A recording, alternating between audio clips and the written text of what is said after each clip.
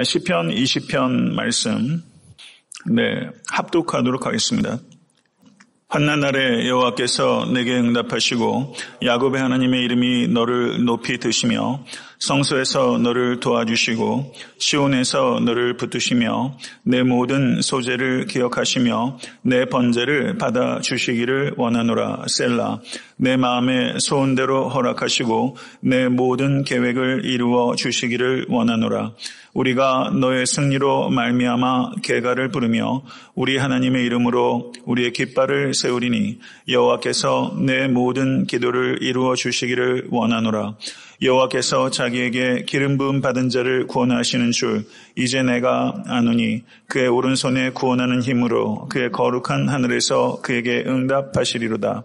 어떤 사람은 병거, 어떤 사람은 말을 의지하나 우리는 여호와 우리 하나님의 이름을 자랑하리로다. 그들은 비틀거리며 엎드러지고 우리는 일어나 바로 서도다. 여호와여 왕을 구원하소서. 우리가 부를 때 우리에게 응답하소서. 아멘. 시편 20편은 그 문학적 장르를 보게 되면요, 제왕시라고 할 수 있고, 시편 20편은 시편 21편과 한 쌍을 이루고 있는 시입니다. 오늘 20편 제일 마지막을 보게 되면 여호와여 왕을 구원하소서 이렇게 말하면서 왕이 전투에서 승리할 것을 기원하는 기도가 시편 20편이라면 시편 21편은 시편 20편에서 왕을 위하여 드린 기도가 응답된 것에 대해서 하나님께 감사하는 기도다 이렇게 볼 수 있습니다. 그래서 20편과 21편은 하나의 쌍을 이루는 시다. 시편 20편은 왕을 위한 기도, 이것을 현대적으로 바꾸게 되면 위정자를 위한 기도라고 할 수 있고, 위정자를 위한 기도의 중요성을 우리에게 강조하고 있는 말씀이라고 할 수 있습니다. 지도자를 위한 기도는 성경에도 역사가 오래됐고, 그리고 기독교 역사 속에서도 매우 긴 전통을 가지고 있는 기도입니다. 오늘 본문에서 백성들은 왕을 위해서 기도하고 있고, 그리고 그 기도는 좀 더 정확하게 말하면 왕을 위한 기도는 왕의 기도가 응답되기를 구하는 기도입니다. 시편의 신학에서 중요한 것은 왕은 구원을 베푸는 자가 아니라 왕 역시 구원을 받는 자라는 사실입니다. 왜냐하면 이 땅의 역사는, 구원의 역사는 이 땅의 왕의 역사가 아니라 하늘의 왕이신 하나님의 역사이기 때문입니다.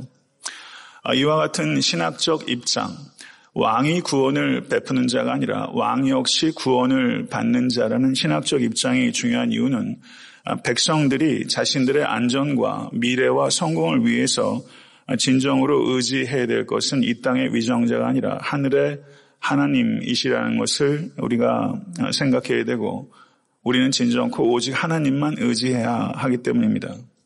이 땅의 어떤 왕도 결코 백성들의 믿음의 대상이 될 수 없고, 우리의 오직 하나 믿음의 대상은 하늘에 계신 참된 왕이신 여호와 하나님이시라는 것을 기억하실 수 있는 여러분과 제가 될 수 있게 되기를 간절히 바랍니다. 왕을 위해서 기도한 이 시편 20편이 정확하게 어떤 상황 속에서 사용되었는지 확실하게 결론을 내기는 어렵습니다. 그래서 어떤 학자들은 시편 20편이 예전적으로 사용되면서 국가적으로 중요한 절기나 그리고 왕의 즉위식에, 그리고 신년이 시작되는 할례식에 이 시가 주기적으로 선포되고 암송되었을 것이다 이렇게 주장합니다. 그런데 싸움이나 전투에 나가기 위해서 출정하는 그 왕을 위한 특별한 예배 시에 이 시편 20편이 주로 사용됐을 것이다. 이와 같은 주장이 좀 더 일리가 있다고 생각합니다. 성도 여러분, 저희가 이민 생활하면서 한국 사회 여러 가지 현실들에 대해서 그 많은 염려와 걱정이 있으실 것이라고 생각합니다. 새롭게 정권이 이제 교체가 돼서 또 문재인 대통령이 나라를 다스리고 있는데 기대를 하고 계신 분도 계시고 크게 걱정하신 분들도 있는 것 같습니다.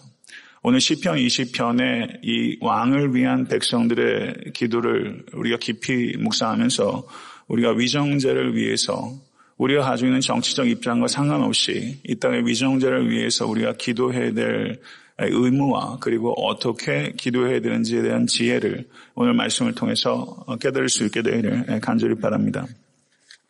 그러면 이 시편의 내용에 대해서 말씀드리도록 하겠습니다. 시편 20편은 세 부분으로 나누어집니다. 1절부터 5절을 보게 되면은 왕을 위한 백성들의 기도가 기록되어 있고, 그리고 6절에서 8절을 보게 되면 왕을 위해서 기도하는 백성들 중에서 한 대표자가 왕과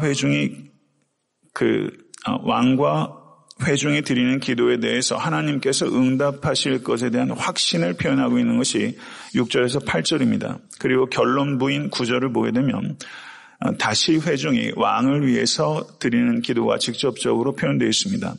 여호와여 왕을 구원하소서, 우리가 부를 때 우리에게 응답하소서. 이렇게 1절부터 5절까지, 6절에서 8절까지, 그리고 9절, 이렇게 시편 20편은 세 부분으로 나누어 이해할 수 있습니다.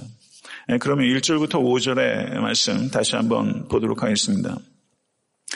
환난 날에 여호와께서 내게 응답하시고 야곱의 하나님의 이름이 너를 높이시며 성소에서 너를 도와주시고 시온에서 너를 붙드시며 내 모든 소재를 기억하시며 내 번제를 받아주시기를 원하노라. 셀라.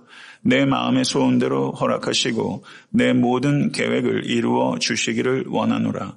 우리가 너의 승리로 말미암아 계가를 부르며 우리 하나님의 이름으로 우리의 깃발을 세우리니 여호와께서 내 모든 기도를 이루어 주시기를 원하노라. 이렇게 말하고 있습니다. 이것은 백성이 하나님께 하는 말이 아니라 백성이 왕에게 하는 말입니다. 그런데 이 백성이 왕에게 하는 이 말에는 백성이 이 왕을 위해서 드리는 기도가 들어있습니다. 형식적으로 1절부터 5절까지는 백성이 왕에게 말하고 있지만 실질적으로는 백성이 왕을 위해서 드리는 기도의 내용이 여기에 들어있다는 것입니다.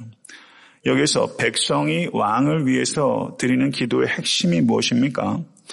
그것은 여호와께서 내 모든 기도를 들어주시기를 원하노라. 이것입니다. 백성들이 왕을 위해서 기도하면서 왕이 하나님께 드리는 모든 기도가 이루어지기를 원하노라. 이렇게 기도하는 것이죠. 여기서 우리는 매우 중요한 교훈을 배울 수 있다고 생각합니다. 왕을 위한 백성들의 중보기도지만 우리가 중보기도할 때 가장 핵심적인 내용은 우리가 기도하는 그 대상의 기도가 하나님의 뜻에 합당하고 그리고 그 기도가 이루어지기를 위해서 기도하는 것. 이것이 중보기도의 핵심일 수 있다는 것이죠. 성도 여러분, 지금 시편 20편의 백성들은 왕을 위해서 기도하고 있습니다. 그런데 그때 이 왕은 무엇을 하고 있습니까? 나라와 민족을 위해서 하나님께 제사를 드리고 있습니다. 하나님께 제사를 드리고 있는 왕, 그리고 그 뒤에서 그 제사가 하나님께 연락이 되고 그 왕의 기도가 응답되기를 위해서 백성들은 뒤에서 기도하고 있는 것이죠. 성도 여러분, 이것이 공동체입니다. 이 시편은 구원이 어디에 있는가? 그것은 구원은 왕으로부터 말미암는 것이 아니라 여호와 하나님께 있다는 분명한 믿음에 기초하고 있고 여호와 하나님께 대한 믿음은 어디에 초점이 있는가? 그것은 여호와 하나님의 이름에 대한 믿음에 초점이 있습니다. 성도 여러분, 우리가 여호와 하나님을 부를 때 그 이름은요, 그것이 누구누구 아무개처럼 우리가 사람을 부를 때는 그 사람을 지칭하는 데 초점이 있지만 우리가 여호와 하나님의 이름을 부를 때는 그 이름에는 하나님의 모든 존재와 성품과 능력이 그 안에 있는 것입니다. 성도 여러분, 여호와 하나님의 이름을 사랑하시고 그 이름의 능력을 신뢰하시고 그 이름을 높이시는 모든 권속되실 수 있게 되기를 간절히 축원합니다. 2절에 보게 되면 야곱의 하나님의 이름이 너를 높이 드시며 5절은 우리 하나님의 이름으로 우리의 깃발을 세우리니 7절은 우리는 여호와 우리 하나님의 이름을 자랑하리로다. 이렇게 말씀하고 있는 것입니다. 성도 여러분, 우리는 승리하게 될 것입니다. 믿으십니까? 왜냐하면 그리스도께서 골고다 위에서 이미 승리하셨기 때문입니다. 엄밀하게 따지면 그리스도인들은 승리를 쟁취하기 위해서 살아가는 것이 아니라 이 승리를 선포하고 승리를 누리기 위해서 살아가는 것입니다. 그런데 여기에서 그 백성들이 승리를 위해서 기도하고 있는데 이 승리는 탐욕의 성취나 정복을 위한 그런 기도가 아니라 승리를 위해서 기도하는 이 승리의 초점은 하나님의 뜻이 이루어지기 위해서 간구하는 것입니다. 이것을 우리가 기도해야 되는 것입니다. 우리가 바라는 승리는 무엇입니까? 나의 염원이 이루어지는 것이 승리가 아니라 하나님의 뜻이 이루어지는 의미에서의 승리입니다. 이 승리에도 초점이 있어야 되는 것입니다. 그것은 여호와 하나님의 영광입니다. 남북 전쟁이 한참 치닫고 있을 때 남부연합의 제퍼슨 데이비스 대통령이 이렇게 남부연합에 속한 백성들을 독려했습니다. 기도야말로 전능하시며 만사를 주관하시는 하나님을 기쁘게 해드리는 일이며 적들과의 싸움에서 남부연합의 가담한 주들을 보호하고 지켜주는 방패가 되리라. 이렇게 말을 했습니다. 그리고 남부연합에 속한 모든 사람들에게 기도의 날을 정해서 남부연합이 승리할 것을 위해서 기도하자. 이렇게 남부연합의 대통령이 독려했죠. 그런데 이 남부연합과 맞서서 싸우는 북부연방을 이끌고 있던 에브라함 링컨은 이렇게 말했습니다. 경건한 신앙을 가진 자들이 노예제도를 유지하려고 싸운다는 것은 모순입니다. 다른 사람의 이마에 흘러내리는 땀방울에서 자기 입속을 차릴 욕심으로 감히 공의로우신 하나님의 도우심을 청한다는 건 정말 이상한 노릇이 아닐 수 없습니다. 이렇게 링컨이 이야기를 했습니다.